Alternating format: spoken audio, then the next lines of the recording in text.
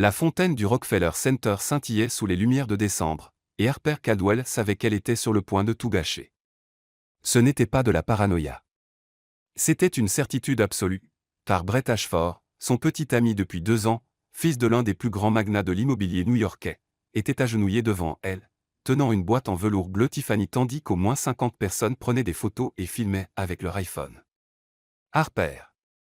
La voix de Brent résonna à travers la place, amplifiée par une pure angoisse sociale. Tu es la femme la plus incroyable que j'ai jamais rencontrée. Tu me donnes envie d'être un homme meilleur. Veux-tu m'épouser?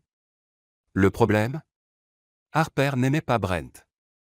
Elle l'appréciait, le respectait, le trouvait attirant d'une manière générique, comme le protagoniste d'une publicité pour une assurance. Mais l'amour, cette chose qui fait battre le cœur plus vite, qui vous réveille à l'aube juste pour regarder quelqu'un dormir. Non. Et maintenant, avec 50 inconnus retenant leur souffle, 3 touristes japonais les mains sur la poitrine, et un type qui ressemblait suspiciously à un reporter de page 6, elle devait décider. Brent, je. Dis oui. Dis oui. Dis oui. Un groupe d'étudiantes dans un coin de la place se mit à scander. Harper sentit la sueur couler le long de sa nuque malgré les 6 degrés Celsius. Sa meilleure amie Sloan l'avait mise en garde. Il va te demander en mariage à Noël.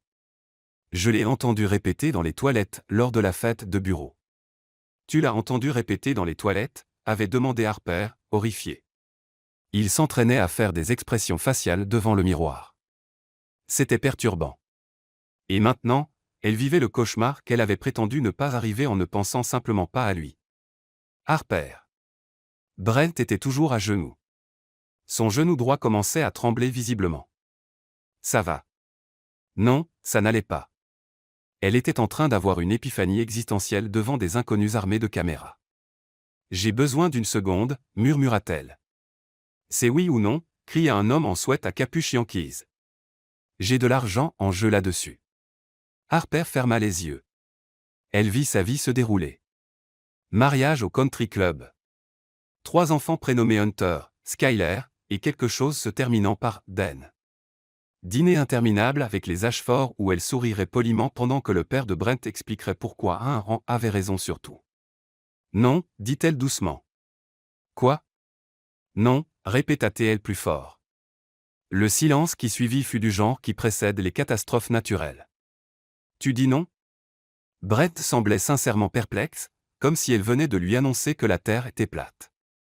Je suis désolé, Brent. Tu es incroyable, mais je ne peux pas. Elle a dit non, beugla le type au sweat. Jimmy, tu me dois $50. Et puis ce fut le chaos. Brent se reva si vite qu'il fit tomber la boîte de la bague, qui roula directement dans la bouche d'égout de la fontaine. Une femme hurla, vous vous fichez de moi. Un adolescent posta sur TikTok avec la légende, rejeté à Rockefeller. Les étudiantes arrêtèrent de scander et se mirent à chuchoter furieusement. Tu m'humilies, siffla Brent, le visage rouge comme un camion de pompiers. Devant tout ce monde. J'ai récupéré la bague, cria un agent de sécurité en plongeant la main dans l'égout. Non, laissez-la là, entendit Harper dire, et elle le regretta immédiatement car maintenant cela semblait qu'elle était délibérément cruelle. Brett la regarda avec un mélange de choc et de trahison qu'elle porterait en elle pour le reste de sa vie. Puis, sans un mot, il se retourna et partit à grands pas sur la 5e avenue, laissant Harper seul au centre de la place, seul, sauf pour les 50 personnes qui continuaient à filmer. Quelqu'un appelle TNZ, dit une voix. Harper fit la seule chose sensée. Elle s'enfuit. 3 heures plus tard, elle était dans l'appartement de Sloan à West Village, le visage enfoui dans son 3e verre de Pinot Grigio. Je suis une personne horrible, gémit-elle. Tu n'es pas une personne horrible. Tu es une personne honnête, dit Sloan en lui passant une boîte de pizza. Brett s'en remettra. Il est probablement déjà sur Tinder. Son père possède la moitié de Manhattan. Il va me détruire. Richard Ashford ne s'intéresse pas assez à toi pour te détruire. Sans vouloir t'offenser. C'était vrai et d'une certaine manière pire. Le téléphone d'Harper vibra pour la 17e fois. Un autre texto d'un numéro inconnu. C'est pour ça que les hommes ont peur de se marier. Comment les gens ont-ils déjà mon numéro, génial. Bienvenue sur Internet, chérie. Sloan lui prit le téléphone et le mit en mode avion. Règle numéro 1, ne lis pas les commentaires. Règle numéro 2, demain matin, on répare ça. On répare ça comment? Je ne sais pas encore, mais tu es une publiciste primée. Si tu peux vendre de la crème solaire à des vampires, tu peux réparer ta propre réputation. Harper en doutait. Elle avait passé les 5 dernières années à construire une carrière impeccable sur Madison Avenue. Maintenant, elle était la femme qui avait publiquement humilié un Ashford. Son téléphone, toujours en mode avion, s'alluma avec une notification. Avant que Sloan ne puisse l'attraper, Harper vit le titre. Socialité rejette la demande en mariage du magnate immobilier au Rockefeller Center. La vidéo devient virale. Socialité, dit-elle incrédule. Mon père est principal de lycée. Ils te confondent avec l'autre Caldwell qui possède la chaîne d'hôtels, diagnostica Sloan. En fait, ça pourrait être bien. Comment ça pourrait être bien? Parce que maintenant tu es intéressante. Mystérieuse. La femme qui a dit non à un Ashford. Je ne veux pas être intéressante. Je veux qu'on m'oublie. L'interphone sonna. Elles se figèrent toutes les deux. Tu attends quelqu'un, chuchota Sloan. À 23 heures? Non. Sloan alla à l'interphone. Allô? Livraison pour Harper Caldwell. Elles se regardèrent. Je n'ai rien commandé, dit Harper. Sloan appuya sur le bouton. Laissez ça à la porte. 5 minutes plus tard, elle revint avec une énorme enveloppe luxueuse. Papier crème, seau de cire dorée. On dirait des trucs d'avocat, dit Sloan d'un air sombre. Harper l'ouvrit les mains tremblantes. À l'intérieur, une seule carte gaufrée. Mademoiselle Caldwell. Je souhaiterais discuter d'une proposition d'affaires mutuellement bénéfique. Demain, 10 heures. The Carlyle, venez seul. J.M. Harper retourna la carte. Rien. C'est qui ce J.M., bon sang? Sloan prit l'enveloppe et examina le seau de cire. Ses yeux s'écarquillèrent. Harp, dit-elle lentement. Ce sont les armoiries de la famille Montgomery. Et les Montgomery ont littéralement plus d'argent que les Ashford. On parle d'argent ancien multiplié par 1000. Des fortunes de l'âge doré. Pourquoi les Montgomery m'enverraient une lettre? Il n'y a qu'une façon de le savoir. Sloan sourit. Tu vas à ce rendez-vous? Tu es folle? Et si c'était une arnaque? Et si c'était Brent qui veut me poursuivre? Brent n'utiliserait pas du papier à en-tête Montgomery. C'est autre chose. Sloan remplit les 2 verres de vin. Et quoi que ce soit, je parie que c'est plus intéressant que de passer le week-end à lire des commentaires sur le fait que tu es la pire personne vivante. Harper regarda à carte. Les lettres dorées brillaient dans la lumière. Elle avait 2 options, se cacher éternellement dans l'appartement de Sloan ou découvrir ce qu'un Montgomery voulait d'elle. Elle but le vin cul sec. À quelle heure on doit partir demain? L'hôtel Carlyle ressemblait exactement au genre d'endroit où les riches prennent des décisions qui ruinent la vie des autres. Harper se tenait devant l'entrée à 9h58, vêtu de son blazer marine le plus professionnel, essayant de ne pas hyperventiler. Sloan avait insisté pour l'accompagner et rôdait maintenant de l'autre côté de la rue dans un Starbucks, prête à appeler le 911 si Harper n'envoyait pas de texto dans les 30 minutes. Tu rencontres un Montgomery, avait dit Sloan en lui ajustant le col ce matin-là. Ils ne font rien à petite échelle. Quoi que ce soit, c'est énorme. Ça ne m'aide pas.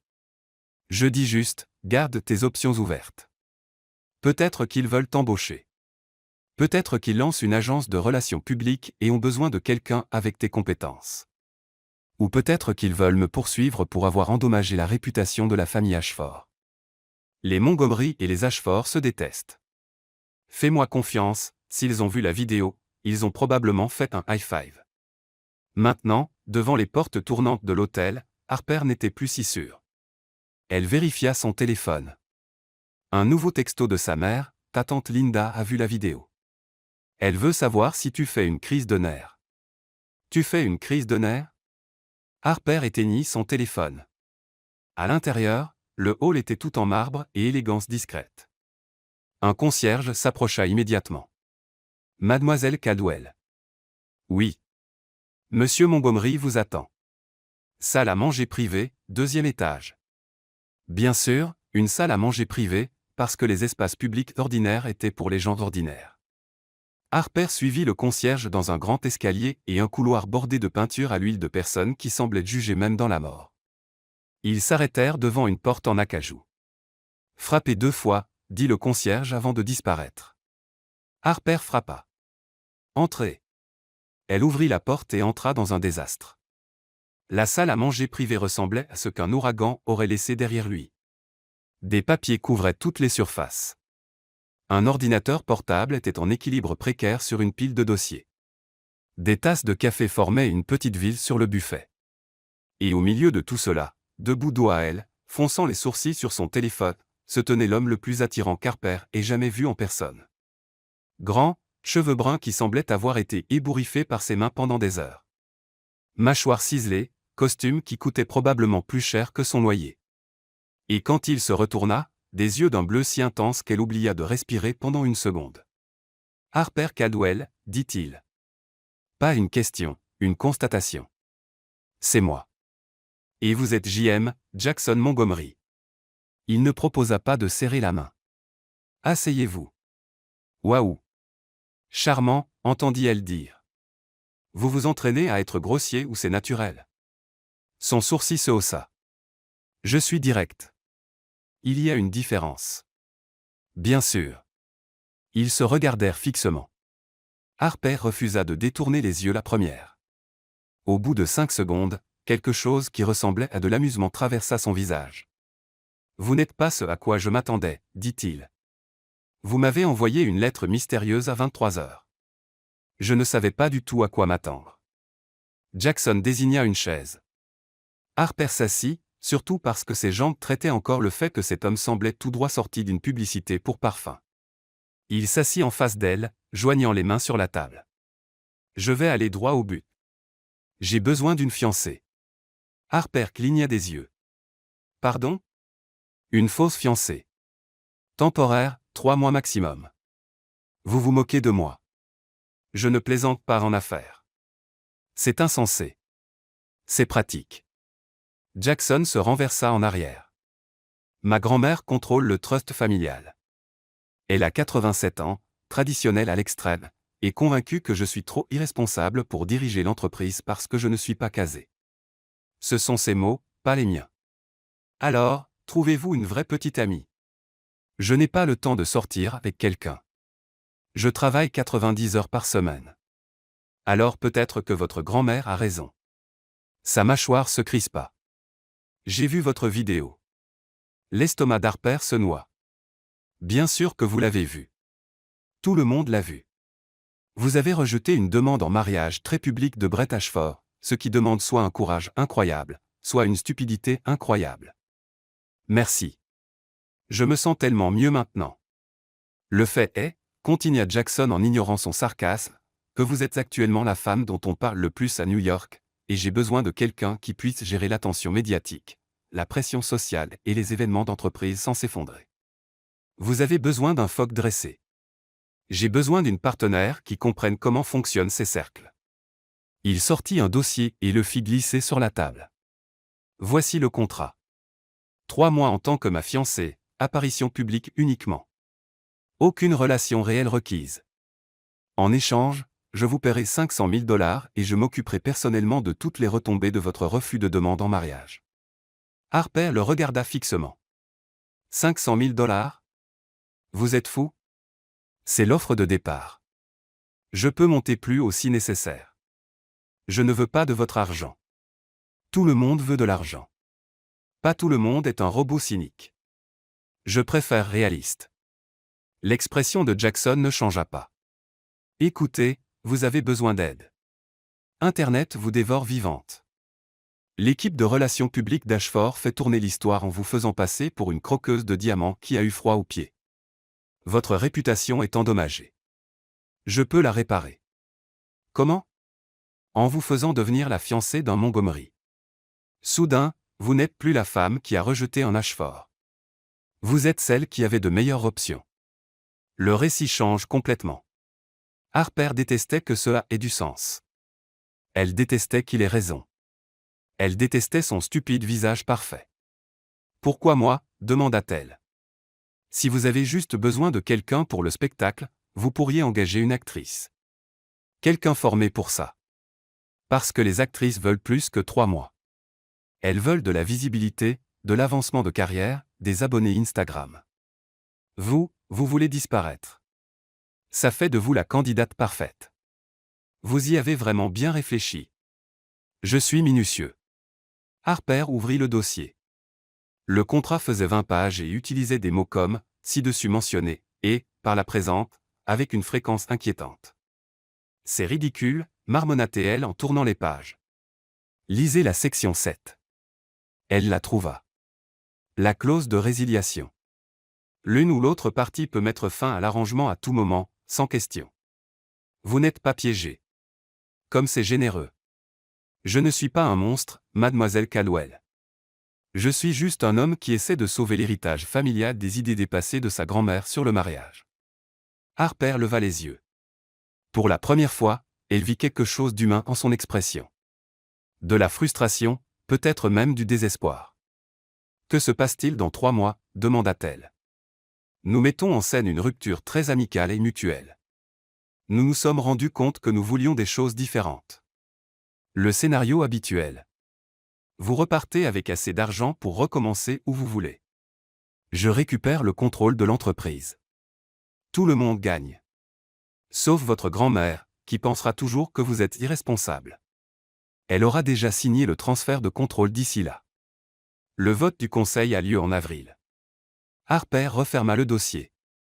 Son esprit s'emballa. C'était fou. Absolument insensé. Les fausses fiançailles étaient le scénario des comédies romantiques, pas de la vraie vie. Mais la vraie vie était déjà devenue un désastre de comédie romantique au moment où elle avait rejeté Brent au Rockefeller Center. J'ai besoin d'y réfléchir, dit-elle. Vous avez 24 heures. Jackson se leva. Après ça, je trouve quelqu'un d'autre. Vous me donnez un ultimatum? Je vous donne un délai. Il y a une différence. Harper se leva aussi, agacé qu'il fasse au moins 15 cm de plus qu'elle. Vous savez quel est votre problème, Montgomery? Je suis sûr que vous allez me le dire. Vous pensez que vous pouvez tout résoudre avec de l'argent et des contrats. Mais les gens ne sont pas des transactions commerciales. Vous seriez surprise de voir à quel point ils le sont souvent. Ils étaient maintenant très proches. Assez proches pour qu'Harper sente son parfum, quelque chose de cher et boisé qui la mettait irrationnellement en colère parce que bien sûr, même son odeur était parfaite. Je vous donnerai ma réponse demain, dit-elle. Même heure, même endroit. Je serai là. Il marcha jusqu'à la porte et l'ouvrit. Pour ce que ça vaut, mademoiselle Caldwell, je pense que vous avez bien fait. Quoi? De rejeter Ashford? C'est un idiot. Et avant qu'Harper ne puisse répondre, Jackson Montgomery sortit, la laissant seule dans une pièce pleine de papier et de tasses de café à moitié bu et la demande en mariage la plus étrange qu'elle ait jamais reçue. 20 minutes plus tard, Harper fit irruption dans le Starbucks où Sloan l'attendait. Alors, exigea Sloan, que s'est-il passé? On te poursuit en justice? Pire. Je crois que je viens de me fiancer. Quoi? Harper s'effondra sur une chaise et lui raconta tout. À la fin, la mâchoire de Sloan touchait presque le sol. 500 000 $, chuchota Sloan. Harper, c'est de l'argent qui change une vie. C'est de l'argent pour des fiançailles fausses. C'est un demi-million de dollars pour mentir à tous ceux que je connais. Pour faire semblant pendant 3 mois. Sloan se pencha en avant. Écoute, je sais que ça semble insensé, mais réfléchis. Tu es déjà la femme la plus détestée sur Internet. Ta carrière est dans les toilettes. Ton appartement est un studio avec une salle de bain de la taille d'une boîte à chaussures. Ça pourrait être ta porte de sortie. En prétendant être amoureuse d'un homme qui m'a appelé une transaction commerciale, en étant intelligente. Sloan prit les mains d'Harper. Tu es publiciste. Tu fabriques des histoires pour vivre. Ce n'est qu'une autre campagne et à la fin tu repars avec assez d'argent pour ne plus jamais t'inquiéter. Harper voulait protester. Elle voulait dire que c'était mal, immoral, complètement ridicule. Mais son téléphone vibra avec un autre texto d'un numéro inconnu. J'espère que tu mourras seul, lol. Elle regarda le titre sur l'écran de l'ordinateur de Sloan. Fan en fuite, le schéma de problème d'engagement d'Harper Caldwell. Schéma, dit Harper incrédule. J'ai fréquenté 3 hommes dans toute ma vie.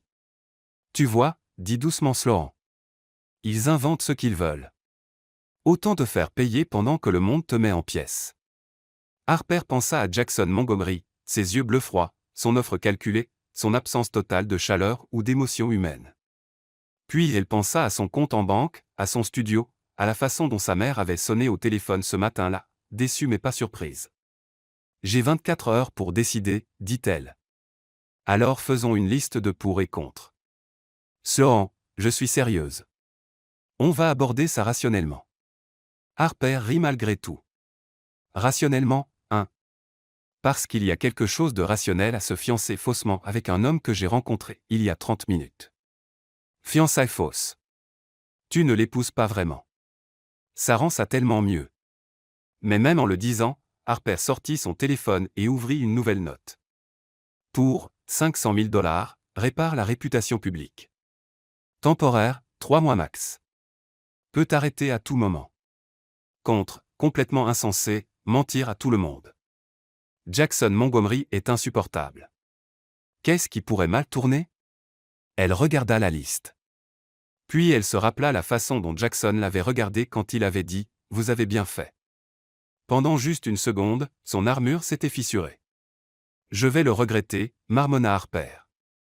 Probablement, accepta Sloan joyeusement. Mais au moins tu seras riche en le regrettant. Harper entra au Carlyle exactement 24 heures plus tard, vêtu de sa tenue. Je suis sur le point de prendre une terrible décision. Une robe noire qui disait professionnelle, mais des talons rouges qui disaient qu'elle était déjà à mi-chemin du chaos. Jackson l'attendait dans la même salle à manger, bien que quelqu'un l'ait visiblement forcé à ranger. Les papiers avaient disparu. Les tasses de café avaient été enlevées. Il se tenait près de la fenêtre dans un autre costume parfait, semblant n'avoir jamais connu un moment de doute de toute sa vie. « Mademoiselle Caldwell », dit-il sans se retourner. Ponctuel. J'apprécie. Comment saviez-vous que c'était moi? Votre parfum, jasmin et quelque chose d'agrumé. Le cœur d'Harper fit un petit saut agaçant. Vous avez remarqué mon parfum? Je remarque tout. Il se tourna. Alors, quelle est votre réponse? Harper sortit le contrat signé de son sac et le posa sur la table. Je dois être folle. Quelque chose qui ressemblait à du soulagement traversa le visage de Jackson. Décision intelligente. Je n'ai pas encore décidé si vous étiez le diable ou ma seule option. Je peux être les deux. Il prit le contrat, le parcourut rapidement. Bien. Mon avocat le traitera aujourd'hui. On commence immédiatement. Immédiatement? La première apparition publique est ce soir. Le gala de charité Vanderbilt, 19 h. J'enverrai une voiture à 18 h. Ce soir. Jackson, je viens juste d'accepter il y a 5 secondes. Le calendrier ne change pas parce que vous êtes nerveuse. Il sortit son téléphone et commença à taper. Tenue de soirée obligatoire. Vous avez quelque chose d'approprié? Harper pensa à son dressing. Définissez approprié. Il leva les yeux. Vous êtes publiciste à Manhattan. Vous devez avoir des robes de gala. J'ai une robe de gala, au singulier, de 2019. Elle a une tache. La mâchoire de Jackson se crispa. J'enverrai une styliste à votre appartement à 15 h. Elle apportera des options. Vous avez une styliste en numérotation rapide? J'ai tout en numérotation rapide. Il rangea son téléphone. Nous devons établir des règles de base. Oh, maintenant on a des règles.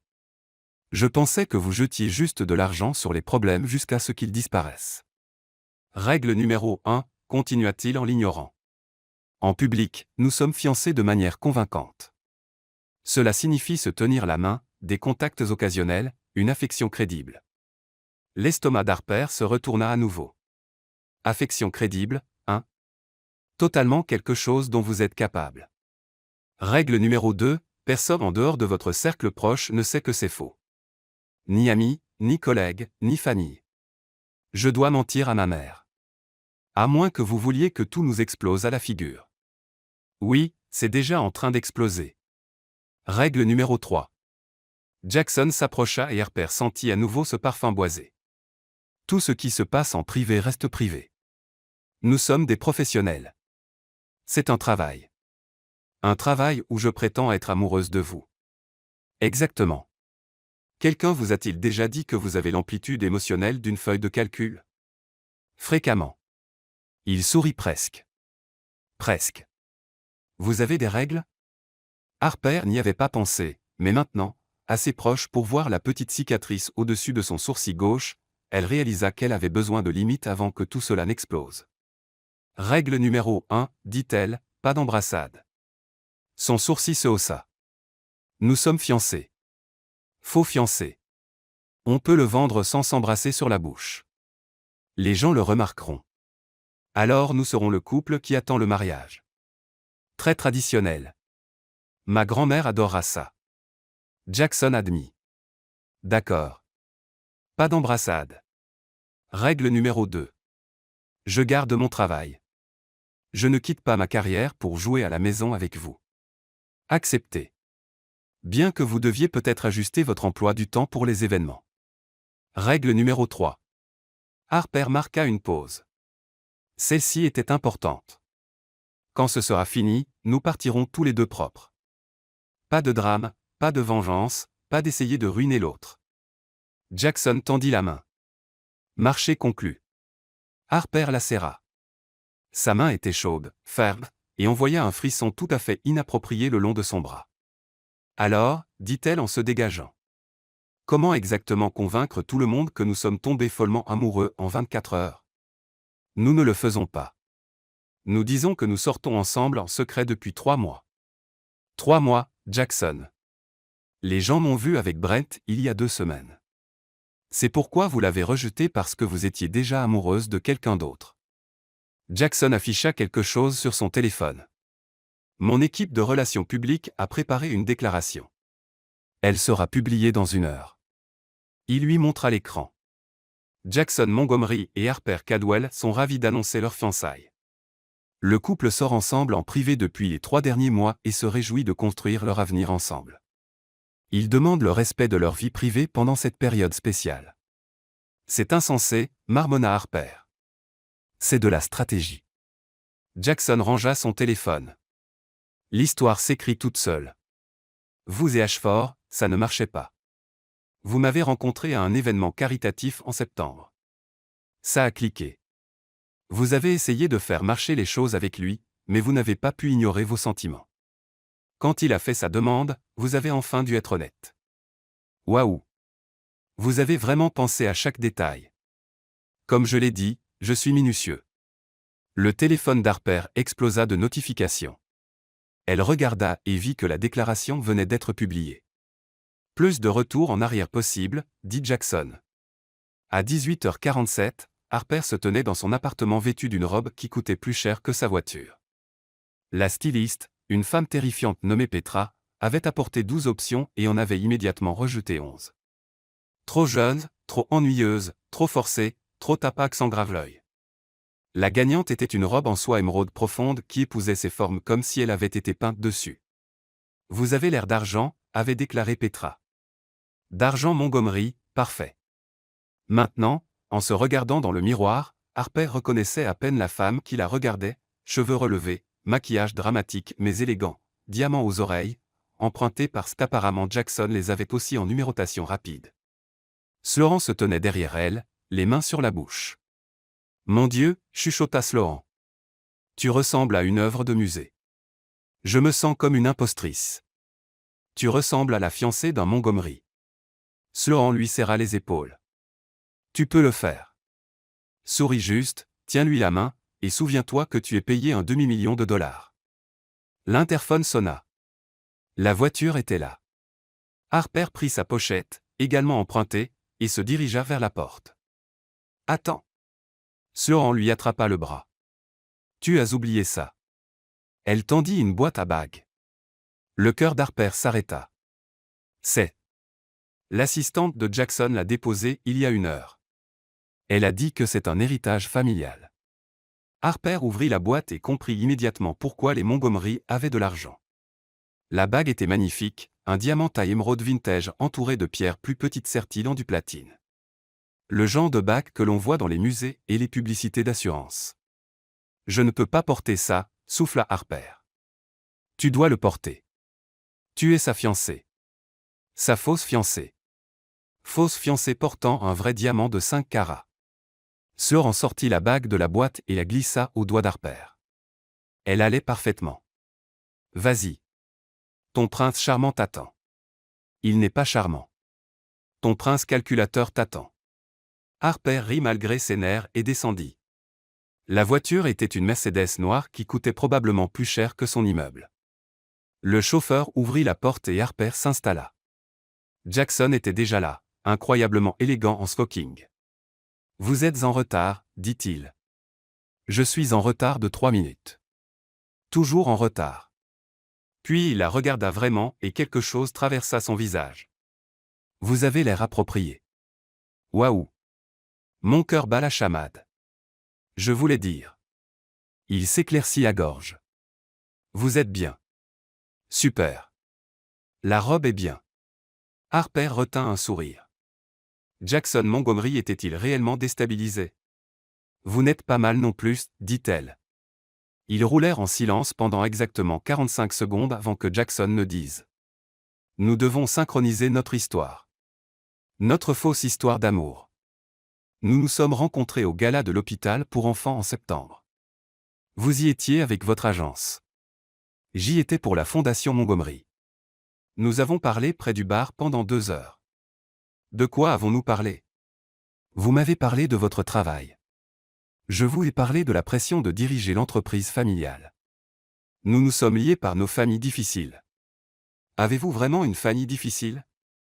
Ma grand-mère pense que je suis une déception et mon père est mort en essayant de prouver qu'il n'en était pas une. La voix de Jackson était monocorde. Assez difficile. Harper s'adoucit. Je suis désolé. Ne le soyez pas. C'était il y a 10 ans. Il sortit à nouveau son téléphone. J'ai fait compiler un dossier sur vous par mon équipe. Nourriture préférée, spécialité universitaire, animaux de compagnie d'enfance. Nous devons nous connaître. Vous avez un dossier sur moi. J'ai un dossier sur tout le monde. Ce n'est pas du tout bizarre. Jackson fit défiler. Vous êtes allergique aux fruits de mer. Vous avez étudié la communication à Northwestern. Votre chat s'appelait Monsieur Moustache. Vous avez vraiment recherché mon chat d'enfance? Les gens posent des questions de détail. Nous devons avoir des réponses. Il leva les yeux. Qu'est-ce que je dois savoir sur vous qui n'est pas dans le dossier? Harper y réfléchit. Je déteste les fêtes surprises. Je fais de la pâtisserie quand je suis stressé. Et j'ai un très mauvais poker face, donc si quelqu'un me pose une question directe sur notre fausse relation, je vais probablement paniquer. Notez. Ne laissez personne vous coincer. Il rangea son téléphone. Et pour information, moi aussi je fais de la pâtisserie quand je suis stressé. Vous faites des croissants de A à Z. Harper le regarda fixement. Vous me dites que vous faites des croissants. C'est méditatif et délicieux. Était-ce presque un sourire? Vous voyez, maintenant vous savez quelque chose sur moi aussi. La voiture s'arrêta devant l'hôtel Plaza où se tenait le gala. À travers la vitre, Harper pouvait voir des flashs d'appareils photo et un tapis rouge. Il y a des photographes, dit-elle, la panique montant. Bien sûr. C'est un gala de charité. Jackson, je ne peux pas. Il prit sa main. La sienne était stable et chaude. Si, vous pouvez. Vous vous êtes tenu au Rockefeller Center et avez rejeté un Ashford devant 50 personnes. Vous pouvez gérer quelques photographes. C'était de l'honnêteté. Ceci est du mensonge. Ceci est de la survie. Il serra doucement sa main. Prête? Harper regarda leurs mains jointes, la bague qui scintillait à son doigt, l'homme avec qui elle avait accepté de faire semblant d'être amoureuse pendant 3 mois. Non, dit-elle honnêtement. Parfait. Allons-y. La porte s'ouvrit. Les flashs explosèrent comme des feux d'artifice. Jackson sortit le premier, puis se tourna et lui offrit sa main avec un sourire qui semblait presque sincère. Harper la prit et émergea dans le chaos. Harper. Jackson. Par ici. Est-il vrai que vous sortiez ensemble en secret? Comment Brent a-t-il pris la nouvelle? Montrez-nous la bague. Le bras de Jackson glissa autour de sa taille, solide et ancré. Il se pencha près d'elle, son souffle chaud contre son oreille. Souriez comme si vous étiez amoureuse. Nous vendons un conte de fées. Harper leva les yeux vers lui, cet étranger à qui elle était faussement fiancée, et sourit. Les appareils photos devinrent absolument fous. Et quelque part au fond de son esprit, une petite voix chuchota, « Dans quoi t'es-tu embarqué ?» Dans la salle de bal, Harper apprit rapidement que être la fiancée d'un Montgomery était plus difficile que n'importe quel emploi qu'elle ait eu. Harper, chérie, une femme couverte de diamants lui attrapa le bras. Raconte-moi tout. Comment Jackson t'a-t-il demandé en mariage? C'était privé, répondit Jackson avec fluidité, sa main sur le bas du dos d'Harper. Intime, juste nous deux. Comme c'est romantique. Et la bague? C'est celle de Vivien, n'est-ce pas? Ma grand-mère a insisté, dit Jackson. Harper n'avait aucune idée de qui était Vivien, mais sourit quand même. Ils avancèrent exactement 2,5 mètres avant une autre embuscade. Jackson Montgomery. Enfin casé. Un homme aux cheveux argentés tapa sur l'épaule de Jackson. Votre grand-mère doit être ravie. Aux anges, accepta Jackson. Et vous, ma chère? L'homme se tourna vers Harper. Comment avez-vous réussi à dompter le célibataire le plus convoité de Manhattan? Je ne l'ai pas dompté, dit Harper. Je l'ai juste compris. Elle sentit la main de Jackson se resserrer légèrement sur sa taille. Approbation, surprise. Ils dansèrent de conversation en conversation. Le visage d'Harper lui faisait mal à force de sourire. Ses pieds lui faisaient mal à cause des talons. Son cerveau lui faisait mal à force de suivre tous les mensonges. Vous vous en sortez bien, murmura Jackson alors qu'il s'échappait enfin pour prendre du champagne. Je suis en train de mourir. Vous le vendez parfaitement. Il lui tendit une coupe. Grand-mère est à 3 heures. Préparez-vous. Harper se tourna et vit une petite femme élégante s'approcher. Elle portait des perles et une expression qui pouvait geler la lave. Jackson, dit-elle sèchement. Présente-moi. Grand-mère, voici Harper Caldwell. Harper, ma grand-mère, Vivien Montgomery. Donc c'est Vivien. Madame Caldwell. Les yeux de Vivien passèrent sur Harper comme un scanner. Je comprends que vous portez ma bague. Oui, madame. Elle est magnifique. Elle appartenait à ma mère. Le grand-père de Jackson me l'a donnée le jour de notre mariage. Le regard de Vivien était glacial. J'espère que vous comprenez le poids de ce que vous portez. La gorge d'Harper se serra. Oui. Vraiment? Vivien s'approcha. Parce que vous avez rejeté une demande en mariage de manière très publique il y a quelques jours seulement. Pardonnez-moi de me demander si vous comprenez vraiment l'engagement. La salle de bal sembla se taire. Harper sentit tous les regards tournés vers elle. C'était le moment où tout l'édifice de cartes s'effondrerait, mais alors le bras de Jackson entoura à nouveau sa taille, protecteur et assuré. Grand-mère, dit-il, la voix comme de l'acier enveloppé de soie. Harper a rejeté Ashford parce qu'elle était déjà amoureuse de moi. Ce n'est pas une peur de l'engagement. C'est l'opposé. Les yeux de Vivien se rétrécirent. Vraiment? Oui, entendit Harper dire. Je sais comment ça a paru. Mais je ne pouvais pas épouser quelqu'un quand mon cœur appartenait à un autre. Elle leva les yeux vers Jackson en le disant.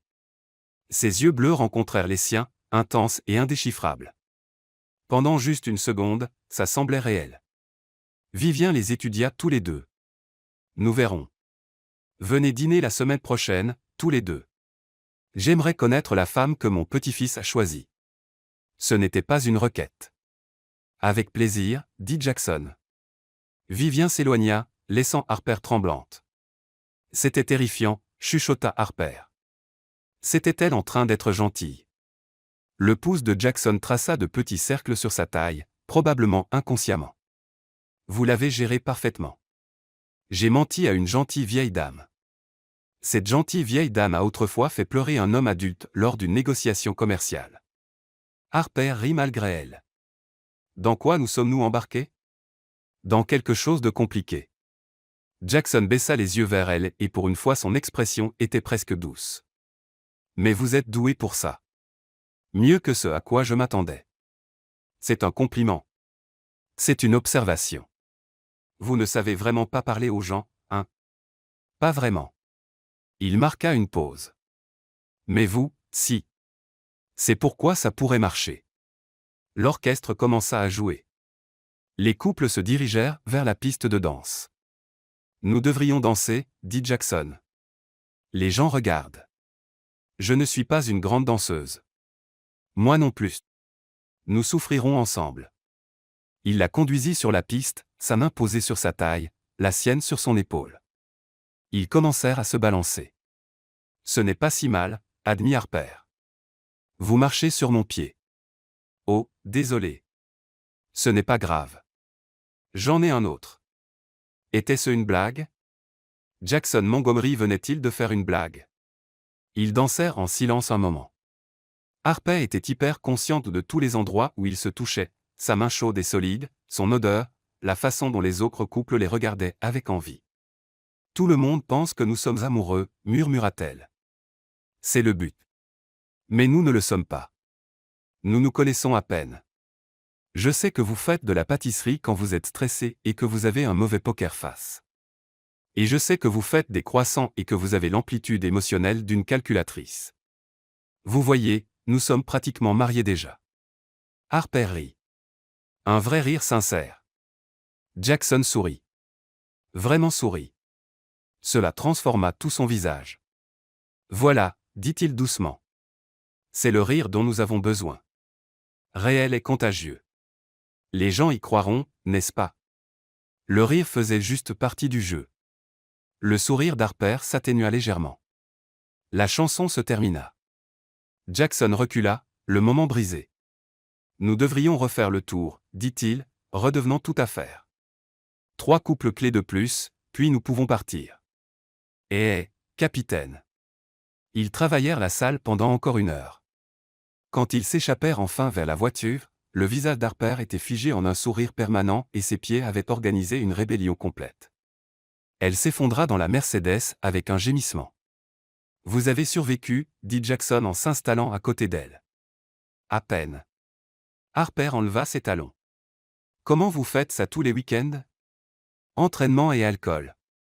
Surtout alcool. La voiture s'éloigna de la plaza. Harper regarda les lumières de la ville défiler par la fenêtre. Jackson. H.M. Votre grand-mère ne nous croit pas. Je sais. Elle va enquêter.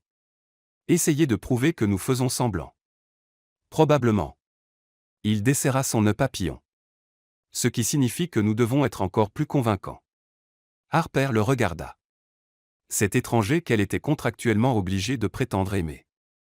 Il regardait par sa propre fenêtre, épuisé et d'une certaine manière plus humain qu'elle ne l'avait vu jusqu'à présent. Que faisons-nous, chuchota-t-elle. Nous survivons. Il se tourna vers elle. Tous les deux, à notre manière. La voiture s'arrêta devant l'immeuble d'Harper. Même heure demain, dit Jackson. Brunch avec ma mère. Votre mère, Jackson. Non négociable. Elle arrive de Paris spécialement pour vous rencontrer. Vous auriez pu le mentionner. Je le mentionne maintenant. Il ouvrit la porte de la voiture. Portez quelque chose d'approuvable par une mère. Je vous déteste. Non. Vous détestez juste que j'ai raison. Il sourit presque. Bonne nuit, fiancé. Harper entra en trébuchant dans son immeuble, pochette dans une main, talon dans l'autre, un diamant de 5 carats au doigt. Sloan l'attendait dans son appartement, ordinateur ouvert. Tu es tendance, dit-elle sans préambule. Quoi? Sloan tourna l'écran. Twitter explosait. Harper et Jackson. Quelqu'un d'autre a vu leur danse. La chimie est le plot twist du siècle. Elle est passée d'Ashford à Montgomery. Je chippe tellement fort que ça fait mal. Harper s'effondra sur le canapé. Ça arrive vraiment. Ça arrive vraiment. Sloan sourit. Aussi, plusieurs personnes ont commenté la façon dont Jackson te regarde, je cite, comme si elle était la seule personne dans la pièce. Il jouait la comédie. C'est un très bon acteur. Puis Harper toucha la bague à son doigt. Elle semblait lourde, significative, temporaire.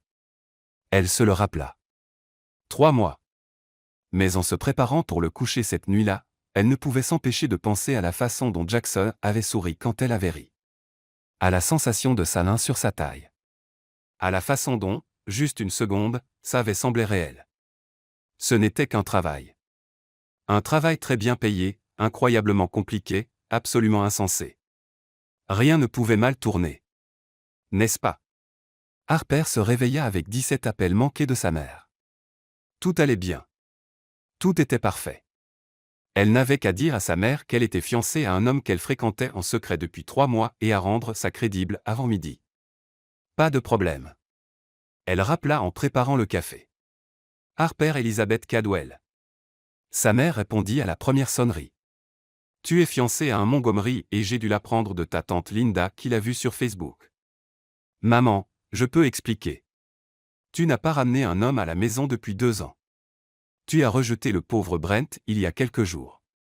Et maintenant tu portes une bague qui coûte probablement plus cher que notre maison. C'est compliqué. Compliqué? Harper. La famille de cet homme possède la moitié du Connecticut. Je sais. Quand est-ce qu'on le rencontre? Le mug de café d'Harper s'arrêta à mi-chemin de sa bouche. Le rencontrer. Bien sûr, le rencontrer. Il va devenir mon gendre, non? Oui. Bientôt. Très bientôt. Ce week-end. Amène-le pour le dîner. Maman, il est très occupé. Harper. Ce week-end. Ce n'était pas une requête. Harper raccrocha et envoya immédiatement un texto à Jackson. Ma mère veut vous rencontrer ce week-end. Sa réponse arriva 30 secondes plus tard. Dis-lui que nous sommes occupés. Je ne peux pas dire à ma mère que nous sommes trop occupés. Elle conduira jusqu'à Manhattan et vous traînera jusqu'au Connecticut elle-même. D'accord. Samedi, mais vous venez d'abord au brunch avec ma mère aujourd'hui. 11h. Voiture arrive à 10h30. Harper regarda l'heure. Il était 9h47. Elle avait 43 minutes pour devenir quelqu'un qui pouvait bruncher casuellement avec la mère de Jackson Montgomery. Le brunch était au Bernardin parce qu'apparemment les Montgomery ne faisaient pas les dîners ordinaires. Harper arriva vêtue d'une robe crème que Petra avait déclarée élégance discrète et se sentant comme une impostrice. Jackson était déjà là, agaçant de perfection dans un costume marine. Vous êtes en retard, dit-il. Je suis en retard de 2 minutes. Toujours en retard. Il se leva et embrassa sa joue. Ses lèvres effleurèrent à peine sa peau, mais Harper le sentit partout. Ma mère remarque tout, y compris l'heure. Super. Terrifiant. J'adore ça pour moi. Soyez juste vous-même. Elle vous aimera ou vous tolérera pour moi.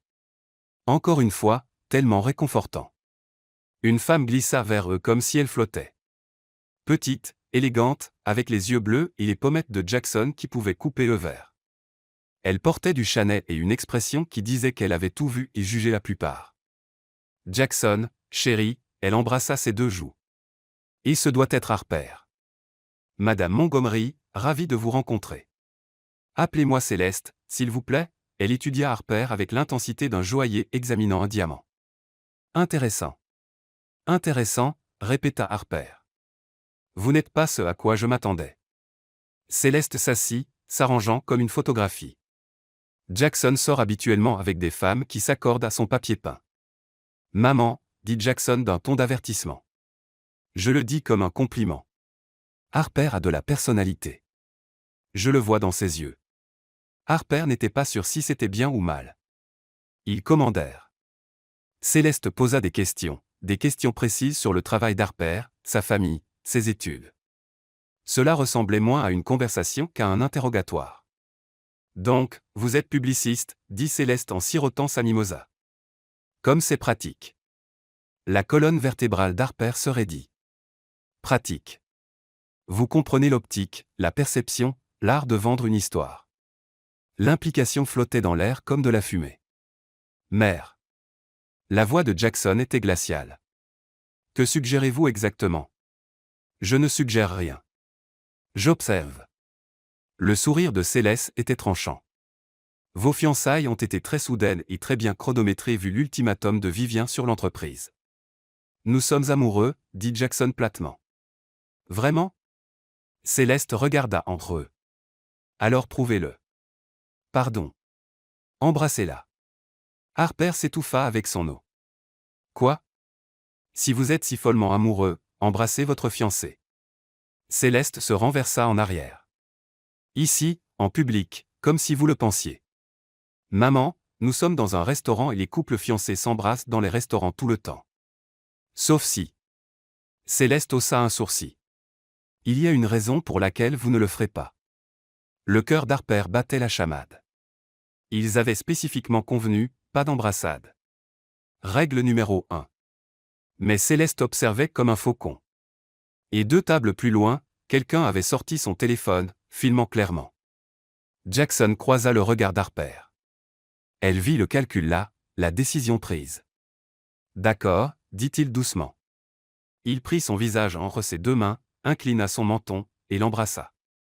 C'était censé être pour le spectacle, une performance. De l'affection fausse pour des fiançailles fausses. Mais au moment où ses lèvres touchèrent les siennes, Harper oublia comment respirer. Le baiser fut d'abord doux, gentil. Puis la main de Jackson glissa dans ses cheveux, et la main d'Harper trouva somehow son torse. Et soudain, ce n'était plus doux du tout. C'était exigeant et désespéré et absolument rien comme une performance. Elle oublia qu'ils étaient dans un restaurant. Oublia que Céleste regardait. Oublia tout sauf la façon dont Jackson avait goût de café et de menthe et de quelque chose qu'elle ne pouvait nommer mais dont elle voulait plus. Quand ils se séparèrent enfin, le corps entier d'Harper était en feu. Les pupilles de Jackson étaient dilatées, sa respiration irrégulière. Il semblait aussi secoué qu'elle se sentait. Eh bien, dit Céleste, semblant sincèrement surprise. Peut-être que je me trompais.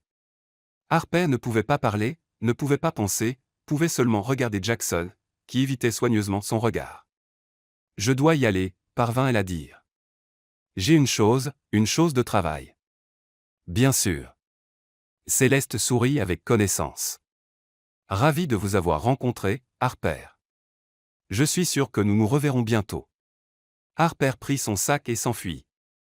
Elle fit exactement 2 pâtés de maison avant que Jackson ne la rattrape. Harper, attends. Ça n'aurait pas dû arriver. Elle se retourna vivement. Nous avions des règles. Pas d'embrassade était la règle numéro 1. Ma mère nous testait. Si nous avions refusé, elle aurait su que quelque chose clochait. Alors vous avez juste, nous. Harper ne put finir la phrase car son cerveau repassait le baiser en boucle infinie. C'était nécessaire, dit Jackson, mais sa voix était rauque pour le jeu. Ça ne ressemblait pas à un jeu. Les mots restèrent suspendus en re. La mâchoire de Jackson se crispa. C'était. Ça devait l'être. C'est un arrangement commercial, Harper. Rien de plus. D'accord. Commercial. La poitrine d'Harper faisait mal. Je dois y aller. Harper, je vous verrai samedi pour le dîner avec mes parents. Nous pourrons faire semblant d'être amoureux là aussi.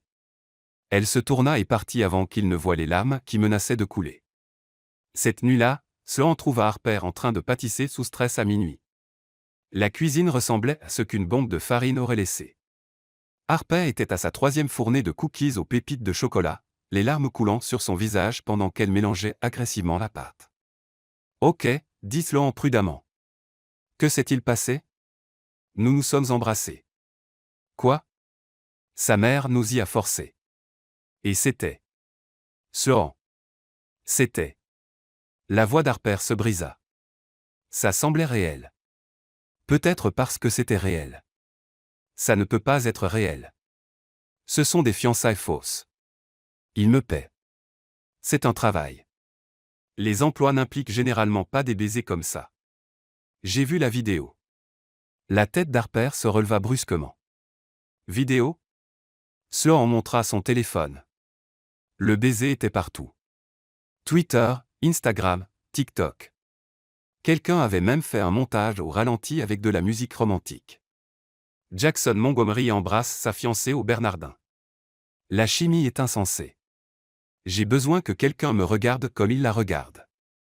C'est à ça que ressemble le vrai amour. Harper s'effondra sur le sol. C'est un désastre. C'est un désastre pour lequel tu es payé un demi-million de dollars. Je crois que je développe des sentiments pour lui. Sloan s'assit à côté d'elle. Ce serait si terrible? Oui. Il ne ressent pas la même chose. Tout est faux pour lui. Il l'a littéralement appelé un arrangement commercial. T'a-t-il embrassé comme si c'était un arrangement commercial? Harper pensa à la main de Jackson dans ses cheveux. À la façon dont il l'avait attiré plus près, à la façon dont il l'avait regardé ensuite, choqué et vulnérable et effrayé. Je ne sais pas, chuchota-t-elle. Son téléphone vibra.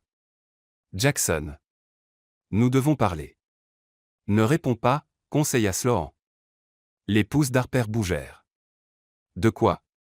Demain. Mon appartement. 9 heures. Jackson. Nous avons dit tout ce qu'il fallait dire. Non. 9 heures. S'il te plaît. S'il te plaît, la brisa. D'accord. Harper éteignit son téléphone et retourna à ses cookies. Si elle tombait amoureuse de Jackson Montgomery, l'homme qui la considérait comme une transaction commerciale, l'homme qui calculait tout, l'homme qui l'avait embrassée comme si elle était de l'oxygène, alors elle allait avoir besoin de beaucoup plus de chocolat. L'appartement de Jackson n'était pas un appartement. C'était un penthouse qui appartenait dans des magazines d'architecture. Fenêtre du sol au plafond donnant sur Central Park. Mobilier moderne qui coûtait probablement plus cher que la voiture d'Harper. Œuvres d'art au mur qui ressemblaient suspiciously à des Rothko originaux. Et dans la cuisine, Jackson Montgomery en jean et t-shirt sortant des croissants frais du four. Harper s'arrêta net. Vous ne plaisantiez pas pour la pâtisserie. Je vous l'ai dit, je pâtisse sous stress. Il posa le plateau. Café, s'il vous plaît. Ils se déplacèrent l'un autour de l'autre prudemment comme des danseurs évitant la collision. Jackson versa le café. Harper s'installa sur un tabouret de bar. Le silence était chargé de tout ce qu'il ne disait pas. À propos d'hier, dit enfin Jackson. C'est bon. Nous vendions le jeu. Votre mère l'a acheté. Mission accomplie. Harper. Nous n'avons pas besoin de rendre ça bizarre.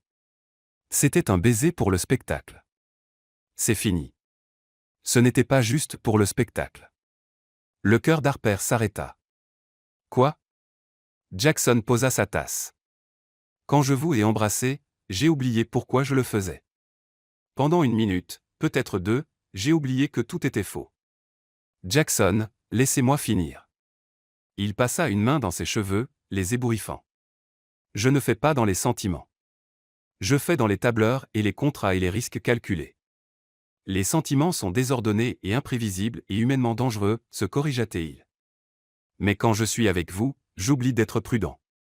La poitrine d'Harper se serra. Je ne comprends pas ce que vous dites. Je dis que cet arrangement devient compliqué, et je ne sais pas si c'est bien ou catastrophique. Les deux, probablement. La voix d'Harper était à peine un chuchotement. Parce que j'ai oublié aussi. Quand vous m'avez embrassé, j'ai oublié que nous prétendions. Ils se regardèrent à travers l'îlot de cuisine. L'air crépitait de tension. Alors, que faisons-nous? Demanda Jackson. Je n'en ai aucune idée. Nous ne pouvons pas vraiment tomber amoureux l'un de l'autre. Non, ce serait ridicule. Complètement déraisonnable. Un désastre total. Donc nous sommes d'accord, dit Jackson. Quoi que ce soit, nous l'ignorons. Absolument, nous l'ignorons complètement. Aucun des deux ne bougea. Harper. Ouais, je crois que j'échoue à l'ignorer. Moi aussi. Jackson contourna l'îlot. Harper se leva. Ils étaient à quelques centimètres l'un de l'autre maintenant, assez proches pour qu'Harper voie les éclats de gris dans ses yeux bleus. C'est une terrible idée, murmura Jackson. La pire, accepta Harper. Il l'embrassa quand même. Cette fois il n'y avait pas de public, pas de mère qui les testait, pas d'appareil photo, juste deux et la vérité qu'aucun ne voulait admettre. Ce baiser fut lent et profond et dévastateur. Les mains de Jackson encadrèrent son visage comme si elle était précieuse. Les doigts d'Harper s'enroulèrent dans sa chemise, l'attirant plus près. Quand ils se séparèrent enfin, tous les deux respirant fort, Jackson pressa son front contre le sien. Nous avons des ennuis, chuchota Théil. Tellement d'ennuis. 2 heures plus tard, Harper quitta l'appartement de Jackson avec les lèvres gonflées par les baisers, un sac de croissants frais, et la réalisation terrifiante qu'elle tombait amoureuse de l'homme à qui elle était faussement fiancée.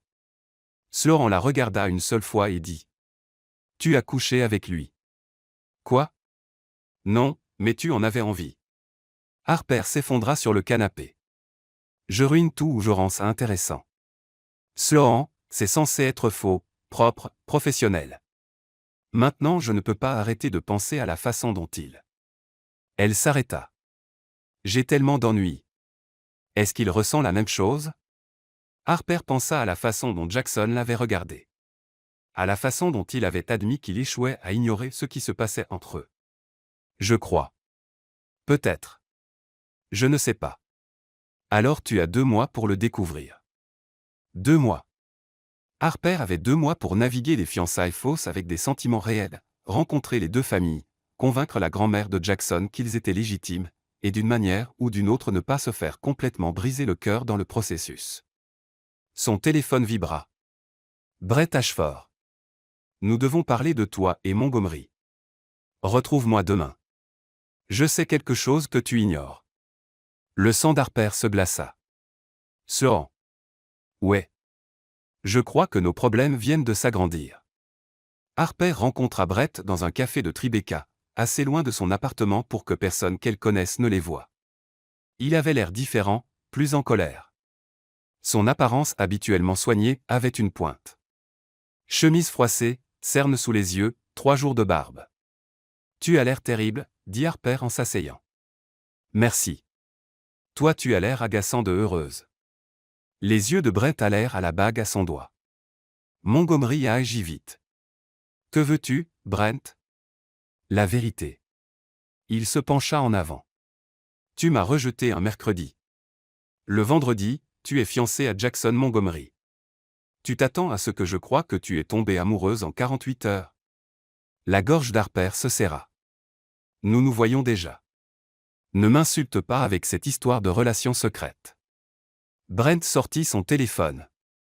J'ai engagé un détective privé. Tu as fait quoi ? Et devine ce qu'il a trouvé ? Aucune réservation de restaurant, aucun enregistrement d'hôtel, aucune trace de carte de crédit, rien reliant toi et Montgomery avant la semaine dernière. Le sourire de Brent était vicieux. Tu veux savoir ce que je pense ? Pas particulièrement. Je pense que Montgomery avait besoin d'une fausse fiancée pour sécuriser son héritage. Je pense que tu avais besoin d'échapper au cauchemar médiatique que tu avais créé. Et je pense que vous avez décidé de vous utiliser mutuellement. Le cœur d'Harper battait la chamade. Reste calme. Ni tout. C'est insensé. Vraiment ? Parce que mon détective a aussi trouvé ça ? Brett glissa une photo sur la table. Elle montrait Jackson entrant dans un cabinet d'avocats. Whitfield et Associates, spécialistes en droit des contrats. L'horodatage indiquait 2 jours avant qu'il n'envoie la lettre à Harper. Donc il a visité un avocat. Les gens font ça. Les gens qui se fiancent légitimement n'ont pas besoin d'avocat en contrat. Brett se renversa en arrière, triomphant. Je ne sais pas à quoi vous jouez tous les deux, mais je sais que c'est faux, et je vais le prouver. Pourquoi ? La voix d'Harper se brisa. Pourquoi t'en soucies-tu ? Tu ne m'aimes pas, Brent. Tu me connais à peine. J'étais juste une case à cocher sur ton plan de vie. Quelque chose traversa son expression. De la douleur, peut-être, ou juste de l'orgueil blessé. Tu m'as humilié, dit-il doucement. Devant tout le monde. Mon père n'arrête pas d'en parler. Mes amis font des blagues et maintenant tu te pavanes avec un Montgomery comme si je n'avais jamais compté. Je ne voulais pas te blesser, mais tu l'as fait. Alors maintenant je vais te rendre appareil. Brett se leva. Profite de tes fausses fiançailles tant qu'elles durent, Harper, parce que je vais vous exposer tous les deux. Il partit avant qu'Harper ne puisse répondre. Elle resta là figée pendant que son café refroidissait. Nous avons un problème, dit Harper dès que Jackson répondit au téléphone. 10 minutes plus tard, elle était de retour dans son pantouse, faisant les 100 pas pendant que Jackson lisait les photos que Brett lui avait envoyées. Avocat en contrat, marmonna Jackson. Bien sûr, il se concentre là-dessus. Il sait, Jackson. Ou du moins il soupçonne assez pour continuer à creuser. Soupçonner n'est pas prouvé. Jackson posa son téléphone. Brent est en colère et réagit. Il a des preuves circonstancielles, pas des faits. Il a engagé un détective privé. Qui a trouvé quoi? Que j'ai visité un avocat. Que nous n'avons pas de reçu de restaurant. Jackson croisa les bras. Nous avons dit que nous gardions ça privé. Discret.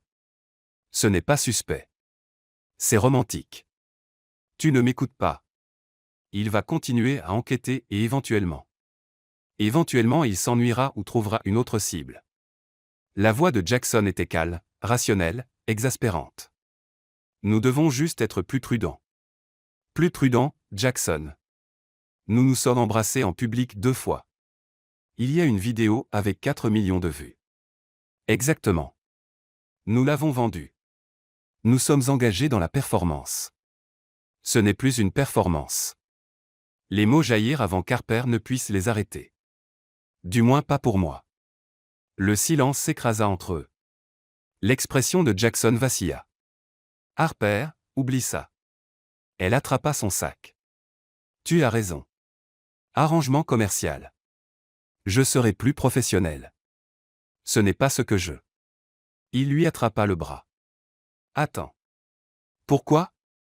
Pour que tu puisses me rappeler encore que tout est faux. Que tu joues juste un rôle parce que je ne sais plus ce que c'est Anymore. La composition soigneusement maintenue de Jackson se fissura. Tu penses que c'est facile pour moi. Tu penses que je prévois de réellement m'attacher à toi.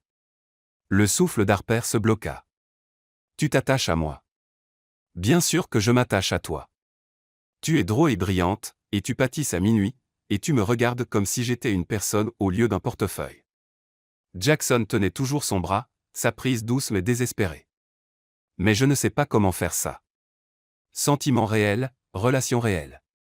Je ne sais pas comment séparer ce qui est faux de ce qui est réel. Harper finit doucement. Ils se tenaient à quelques centimètres l'un de l'autre, le pantouf silencieux sauf pour leur respiration. Que faisons-nous? Chuchota Jackson. Quelque chose de stupide. Quelque chose de dangereux. Les deux. Harper leva les yeux vers lui. Mais je ne veux pas arrêter. Le pouce de Jackson traça des cercles sur son poignet. Moi non plus, ce qui est probablement la décision la plus irrationnelle que j'ai jamais prise. Bienvenue dans l'humanité. C'est terrible. Il sourit presque. Que faisons-nous pour Brent? Je ne sais pas, mais nous devons être convaincants. Vraiment convaincants. Plus de dérapage. D'accord. Les yeux de Jackson descendirent à ses lèvres.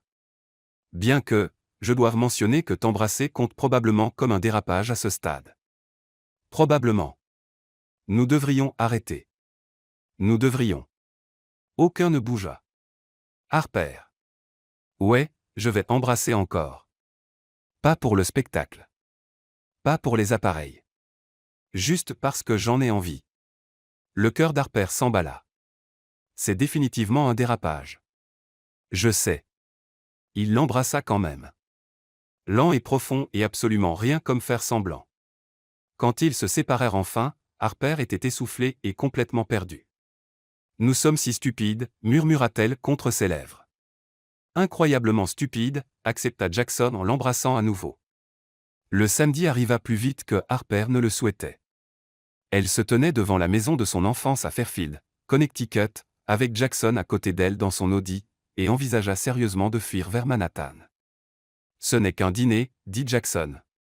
Avec mes parents qui pensent que nous sommes amoureux, à qui je n'ai jamais menti de ma vie.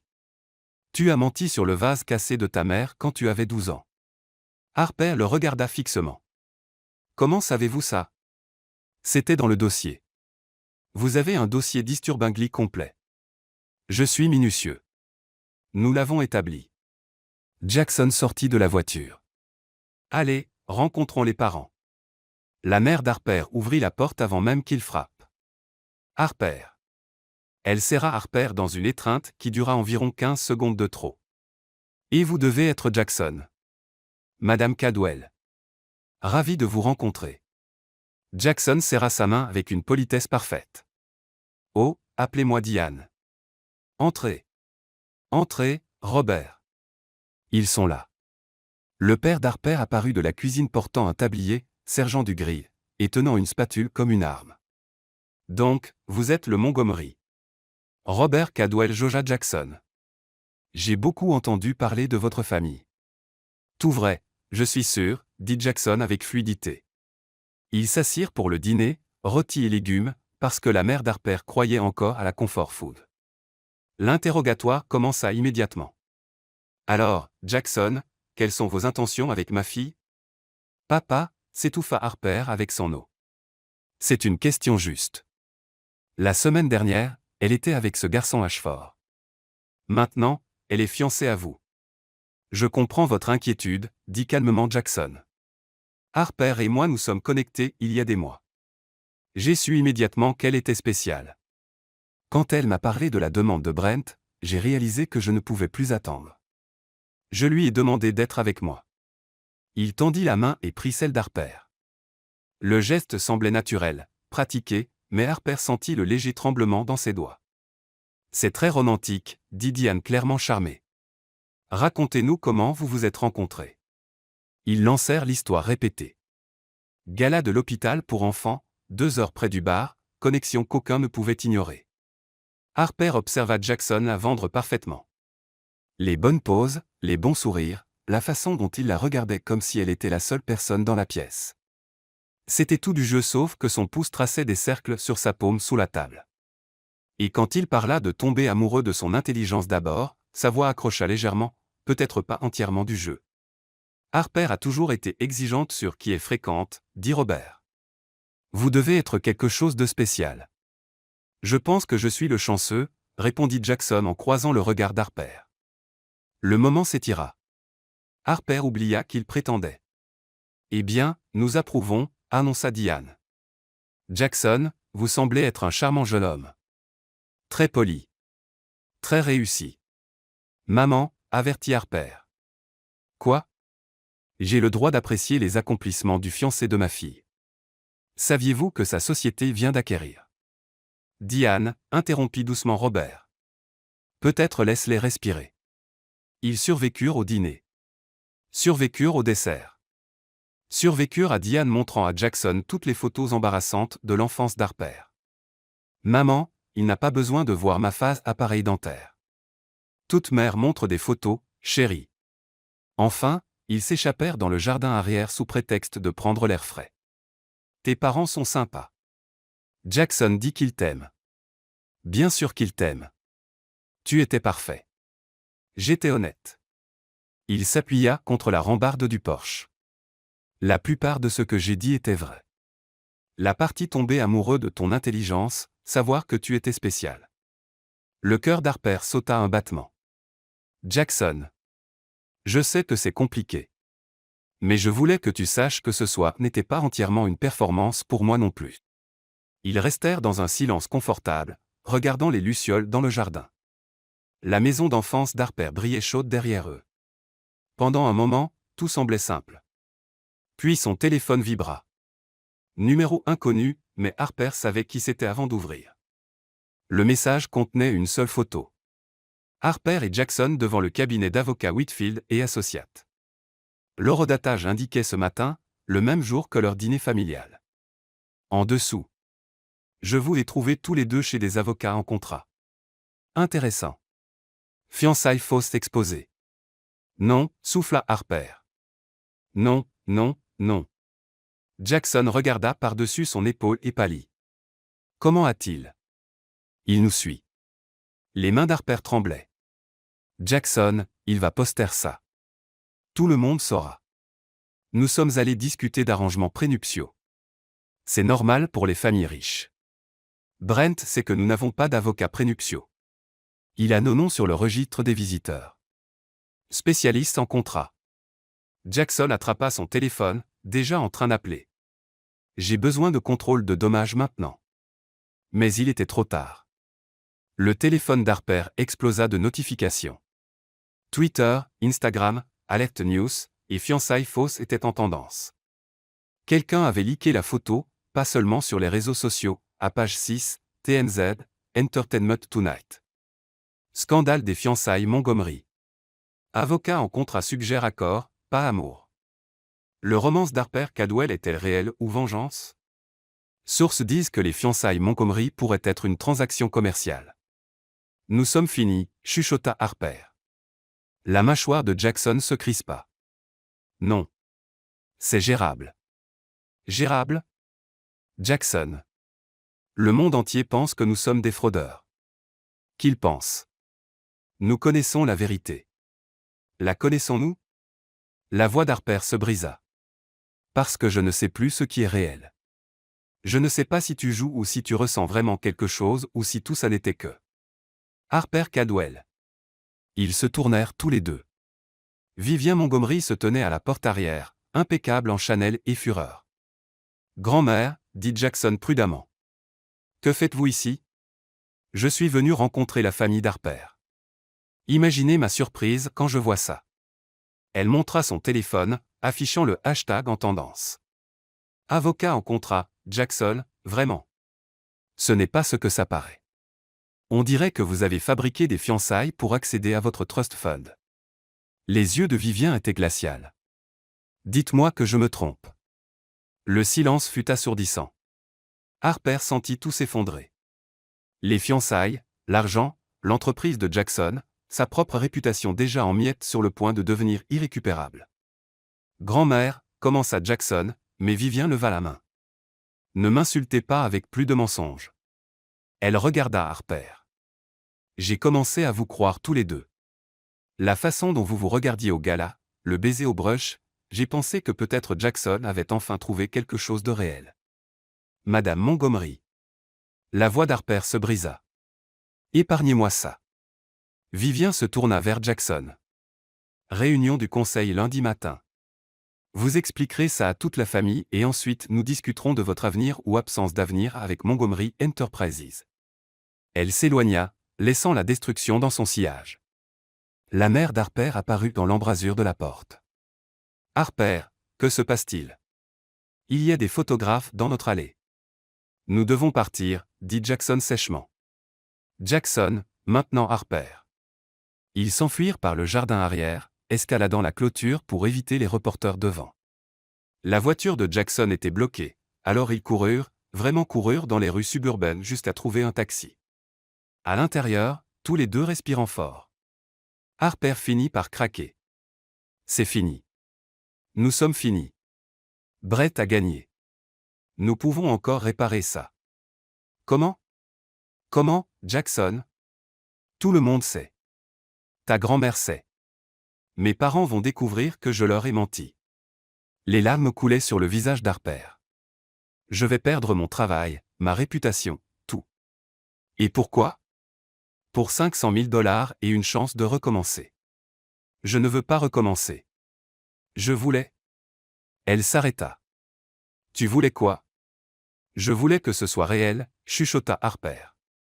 Je voulais que nous soyons réels, mais nous ne le sommes pas. Nous sommes juste deux menteurs qui se sont fait prendre. Le taxi s'arrêta devant son immeuble. Harper sortit en trébuchant. Harper, attends. Non. S'il te plaît non. Elle ne pouvait pas le regarder. Lundi, tu affronteras le conseil. Tu vas probablement tout perdre. Et je retournerai être la femme la plus détestée sur Internet. C'est comme ça que ça finit. Ce n'est pas comme ça que ça finit. Alors comment ça finit, Jackson? Il la regarda avec quelque chose de désespéré dans les yeux. Je ne sais pas, mais je ne suis pas prêt à abandonner. Peut-être que tu devrais. Harper se tourna et entra dans son immeuble sans regarder en arrière.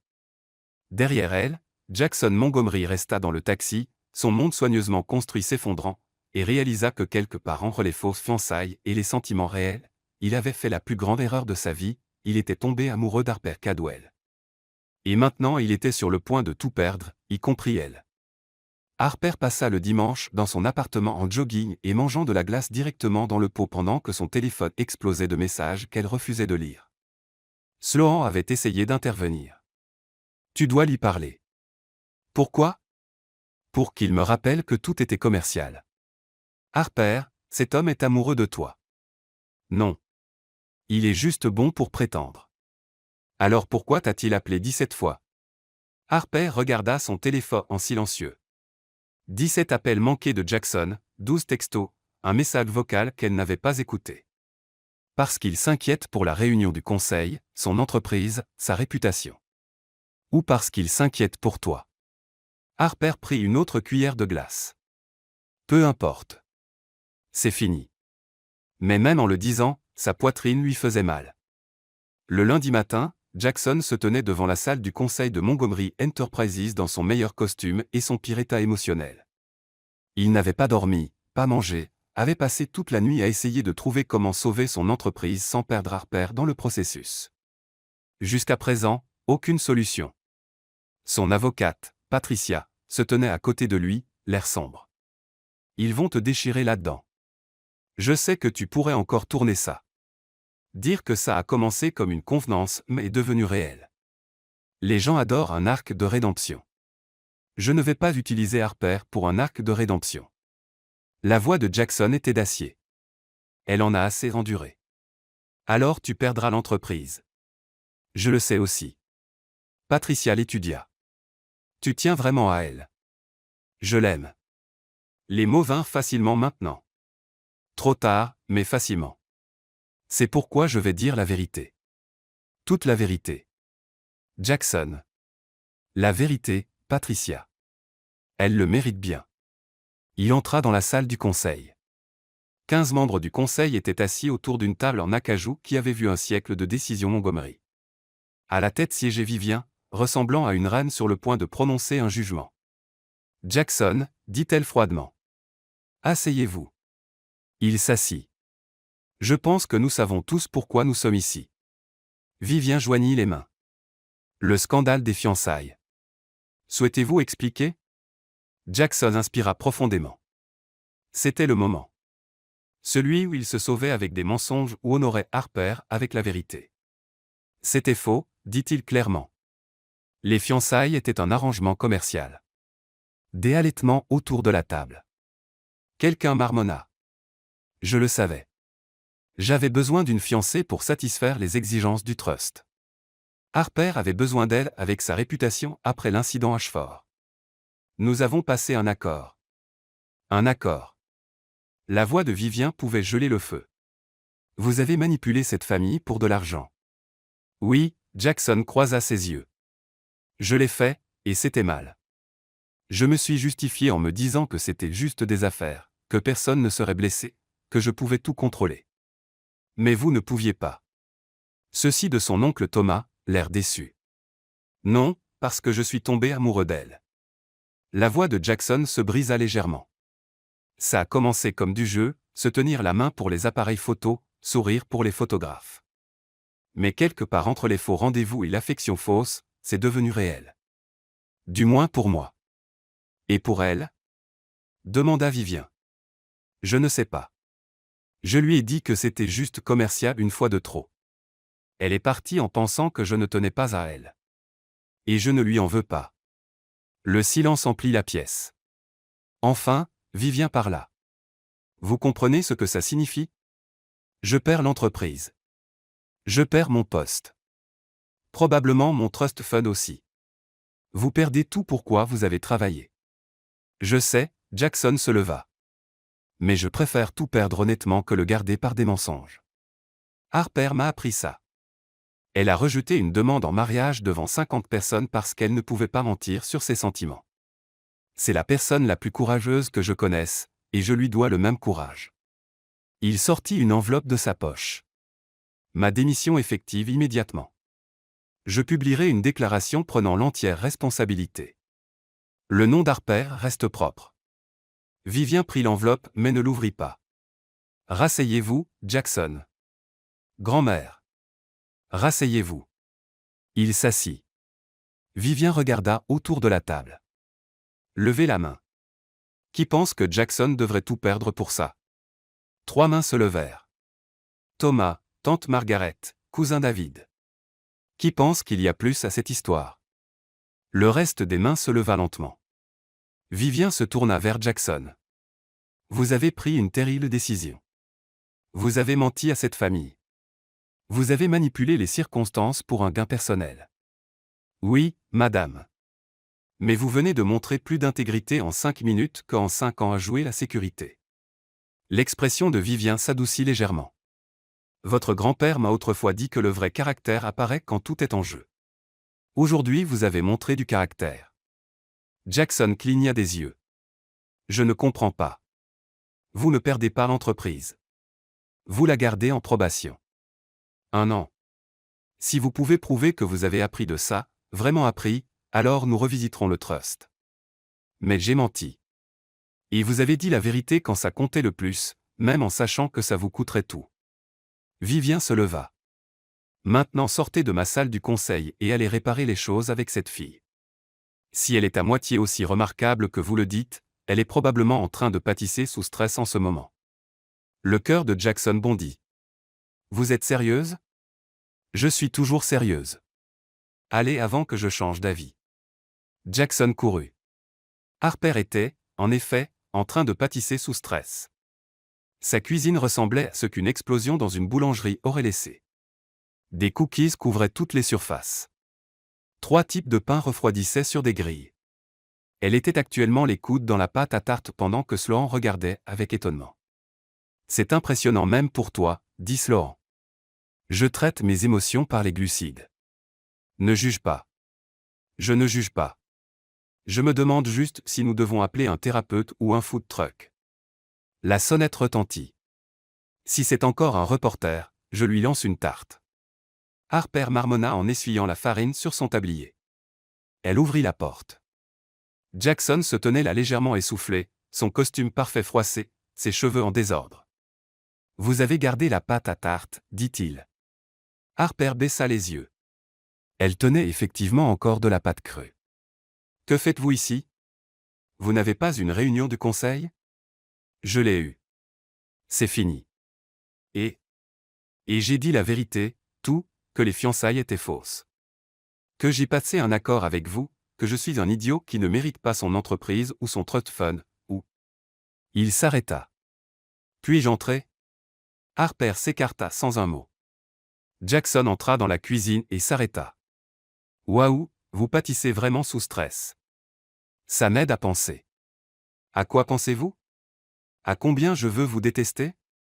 Harper posa la pâte. Vous l'avez appelé un arrangement commercial. Vous m'avez fait signer un contrat. Vous m'avez payé pour prétendre vous aimer. Je sais. Et puis vous m'avez réellement fait vous aimer, espèce d'idiot. Les yeux de Jackson s'écarquillèrent. Vous m'aimez? Bien sûr que je vous aime. J'aime la façon dont vous pâtissez des croissants à 3 heures du matin. J'aime que vous soyez nul en small talk mais parfait pour les grands gestes. J'aime que vous remarquiez mon parfum et me teniez la main quand je suis nerveuse et me regardiez comme si j'étais la seule personne dans la pièce. La voix d'Harper se brisa. Et je déteste que je vous aime parce que c'était censé être faux et maintenant c'est réel et je ne sais pas comment faire ça. Harper.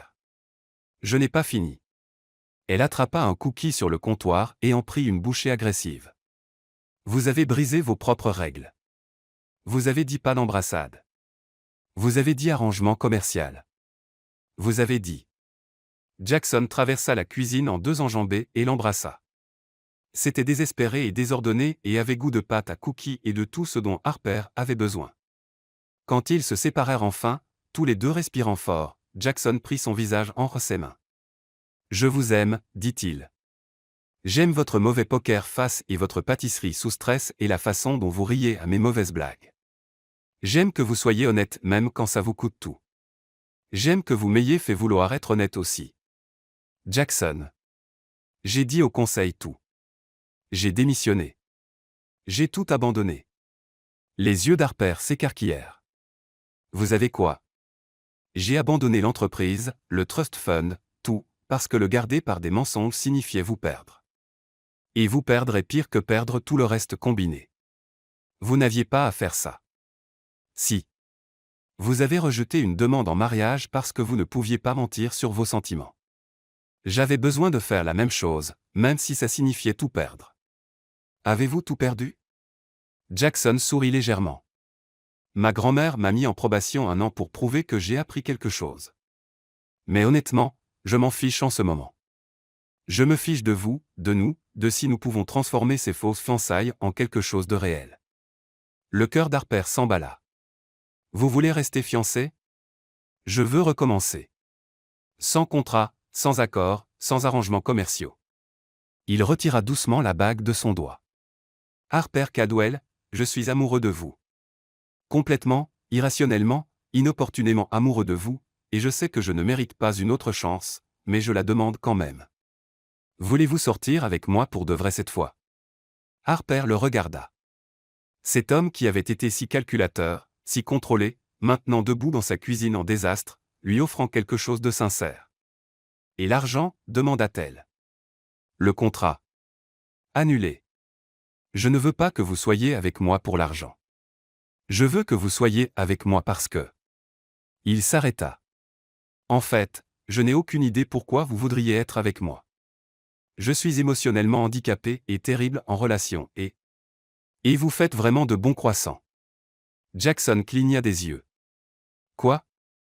Et vous remarquez les détails et vous m'avez protégé de votre grand-mère et vous avez dit la vérité même quand ça vous coûtait tout. Harper prit ses mains. Vous n'êtes pas aussi émotionnellement handicapé que vous le pensez. C'est un oui?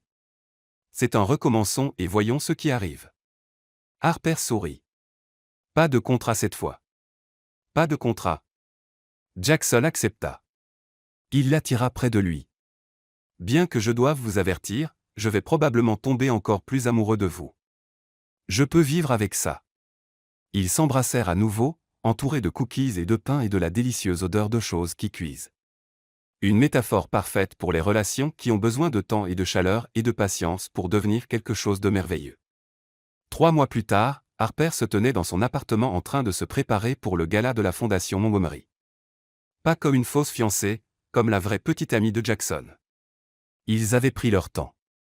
Vrai rendez-vous, vraie conversation, vraie dispute sur dont l'appartement était trop en désordre, le sien. Et qui pâtissait trop sous stress, les deux. Internet avait fini par passer à d'autres scandales. Brent avait envoyé un texto d'excuses surprenant. J'ai été un con. Tu mérites mieux. Comme Montgomery, je suppose. Les parents d'Harper lui avaient pardonné après avoir rencontré Jackson correctement. Même Vivien s'était réchauffé, surtout après qu'Harper ait fait la recette de cookies de sa grand-mère et gagné le plus grand éloge. Acceptable. Prête? Demanda Sloan en fermant la fermeture de la robe d'Harper. Nerveuse, mais bonne nerveuse. Peux-tu croire que ça fait 6 mois depuis le désastre de Rockefeller? Harper rit. Meilleure pire décision que j'ai jamais prise. La sonnette retentit. Jackson, pile à l'heure. Il était parfait en smoking, mais c'était son sourire quand il la vit qui fit battre le cœur d'Harper plus vite. Tu es magnifique, dit-il. Tu n'es pas mal non plus. Je t'ai apporté quelque chose. Il tendit une petite boîte de boulangerie. Croissant frais. Je l'ai fait ce matin. Tu as pâtissé sous stress avant un gala. J'étais nerveux à l'idée de te demander quelque chose. L'estomac d'Harper se retourna. Me demander quoi? Jackson prit sa main. Emménage avec moi. Pas de contrat, pas de calendrier. Juste parce que je veux me réveiller à côté de toi et pâtisser des croissants ensemble à 3 heures du matin quand nous ne pouvons pas dormir. Les yeux d'Harper se remplirent de larmes. C'est la chose la moins romantique et la plus parfaite que tu aies jamais dite. C'est un oui? C'est un j'ai déjà fait un sac. Jackson rit, un vrai rire sincère, et l'embrassa là dans l'embrasure de la porte. Sloan siffla. Prenez une chambre ou un appartement, que vous avez apparemment. Ils arrivèrent en retard au gala parce qu'ils n'arrêtaient pas de s'embrasser dans l'ascenseur. À l'entrée, les appareils photo flashèrent, mais cette fois Harper ne tressaillit pas. Elle tint la main de Jackson et sourit parce que c'était réel. Harper. Jackson, comment va la relation? Parfaite, dit Jackson en regardant Harper comme si elle était la seule personne au monde. Des plans pour l'avenir? Beaucoup, répondit Harper. Mais nous prenons notre temps. Ils entrèrent dans la salle de bal ensemble. Pas de mensonges, pas de contrat, pas de prétention, juste 2 personnes qui avaient trouvé quelque chose de réel au milieu de fausses fiançailles parfaitement désastreuses. Épilogue. 1 an plus tard, Harper se réveilla avec l'odeur de croissants frais. Elle marcha pieds nus dans la cuisine de leur appartement, le pantouse de Jackson, qui avait maintenant ses livres partout et ses fournitures de pâtisserie sous stress installées en permanence. Jackson se tenait au comptoir en pantalon de pyjama, sortant des pâtisseries du four. « Tu n'as pas pu dormir ?» demanda Harper en l'enlaçant par derrière. Nerveux pour la réunion du conseil aujourd'hui. Évaluation finale. Tu vas t'en sortir. Tu as passé un an à te prouver. Je sais, mais je suis quand même. Il se tourna vers elle. Harper, je dois te dire quelque chose. Son estomac se noua. Ça semble sérieux. Ça l'est. Il prit ses mains. Il y a un an, je t'ai engagé pour être ma fausse fiancée. Je t'ai payé pour prétendre m'aimer. Je t'ai fait signer un contrat. Je me souviens. Où veux-tu en venir? Je ne t'ai jamais payé. Harper cligna des yeux. Quoi? Les 500 000? Je ne les ai jamais transférés. Le contrat est devenu nul quand nous avons commencé à sortir pour de vrai. Donc techniquement. Jackson. Je me fiche de l'argent. Je sais, mais moi je tiens à tenir les promesses. Il sortit une enveloppe. Donc je fais un don de 500 000 $ à la fondation de l'hôpital pour enfants en ton nom parce que c'est là que nous sommes censés nous être rencontrés, et je veux que ça signifie quelque chose. Les yeux d'Harper se remplirent de larmes.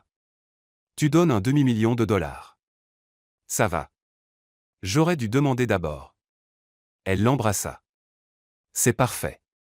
Tu es parfait. Eh bien, pas parfait. Tu ne charges toujours pas correctement le lave-vaisselle. Mais assez parfait. Jackson sourit. Assez parfait. Je prends. Son téléphone vibra. Un texto de Vivien. Réunion du conseil commence dans 1 heure. Ne sois pas en retard. Et amène Harper.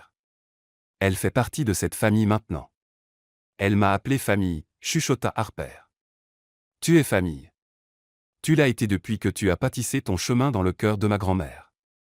Jackson embrassa son front. Allez, allons découvrir si j'ai encore une entreprise. Tu auras, et sinon, nous trouverons une solution ensemble. Ensemble? J'aime le son de ça. Ils s'habillèrent ensemble, se disputèrent sur quelle cravate allait avec son costume, partagèrent croissants et café, et se dirigèrent vers Montgomery Enterprises. Dans la salle du conseil, Vivien siégeait à la tête de la table, impérieuse comme toujours. Jackson, Harper, asseyez-vous. Ils s'assirent, mains entrelacées. Il y a un an, mon petit-fils a pris une terrible décision suivie d'une bonne. Il a menti, puis dit la vérité. Vivien regarda Jackson. Cette année, il a reconstruit la confiance, étendu la fondation, augmenté les profits tout en maintenant l'éthique. Plus important, il a trouvé quelqu'un qui le rend meilleur. Elle glissa un document sur la table. Félicitations, Jackson. Vous êtes officiellement le PDG de Montgomery Enterprises. Pas de probation, pas de conditions. Vous l'avez mérité. Jackson regarda le document fixement. Je ne sais pas quoi dire. Dites merci et emmenez votre petit ami déjeuner. Vivien sourit presque. Vous avez bien fait, petit-fils. Dehors, Harper jeta ses bras autour du cou de Jackson. PDG, tu l'as fait. Nous l'avons fait. Je n'aurais pas pu sans toi. Bien sûr que si, éventuellement. Peut-être dans quelques décennies. Jackson rit et la fit tourner. Je t'aime. Je t'aime aussi. Même quand tu es émotionnellement handicapé. Je travaille dessus. Je sais, tu es descendu à seulement légèrement émotionnellement réservé. Ils marchèrent dans Manhattan ensemble, juste un autre couple dans la foule, mais l'un pour l'autre, ils étaient tout. Harper? Ouais. Tu te souviens comment tu as rejeté la demande de Brent au Rockefeller Center? Difficile d'oublier. C'est littéralement sur YouTube. Tu veux y retourner? Créer de meilleurs souvenirs. Harper s'arrêta de marcher. Jackson Montgomery, suggères-tu ce que je pense? Je ne suggère rien. Pas encore. Mais un jour quand nous serons prêts, je veux le faire correctement. Te demander correctement sans contrat ou accord ou mensonge. Et si je dis oui? Alors je passerai le reste de ma vie à m'assurer que tu ne le regrettes jamais. Harper l'embrassa là sur le trottoir. Je connais déjà ma réponse. Ouais. Ouais, mais tu dois quand même demander correctement. Je veux le grand jet romantique complet. Notez. Je vais commencer à planifier. Pas de tableur. Peut-être un tableur. Un petit. Harper rit et Jackson l'attira près de lui. Et quelque part dans le chaos de Manhattan, deux personnes qui avaient commencé avec un mensonge avaient trouvé la chose la plus honnête de toutes. L'amour. Réel, désordonné, imparfait, absolument parfait amour. Fin.